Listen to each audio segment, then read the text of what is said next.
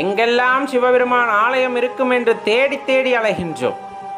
அவரின் பொற்பாதங்களை பார்த்து விட முடியாதா என்ற ஏக்கத்திலே திளைத்து கிடக்கின்றோம், ஏங்கி கிடக்கின்றோம். சொல்ல போனா அந்த பொற்பாதத்தை பார்த்து விட்டால் இந்த பிரபஞ்சத்திலே எல்லாம் அடைந்தது போல ஒரு உணர்வு ஏற்படுமே, அந்த உணர்வுக்காக காத்திருக்கின்றோம். இதெல்லாம் அவருடைய திருவிளையாடல், இதெல்லாம் சிவபெருமானுடைய திருவிளையாடல். அந்த திருவிளையாடலிலே நாமும் ஒரு பொருட்டாக, நம்மையும் ஒரு பொருளாக நினைத்து இறைவன் நம் மீது கருணை செலுத்தி இருக்கிறார், நம்மை ஆட்கொண்டிருக்கின்றார். அப்படிங்கும்போது அதெல்லாம் அற்புதத்திலும் அற்புதம்.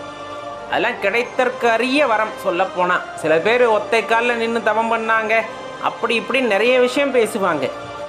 நம்மெல்லாம் செய்யாத தப்பு இல்லை, இன்னும் என்னென்ன பாவங்கள் செய்தோமோ அனைத்தையும் மன்னித்து நம்மை ஆட்கொண்டு நம்மை ஒரு வழியிலே உனக்கான முக்தி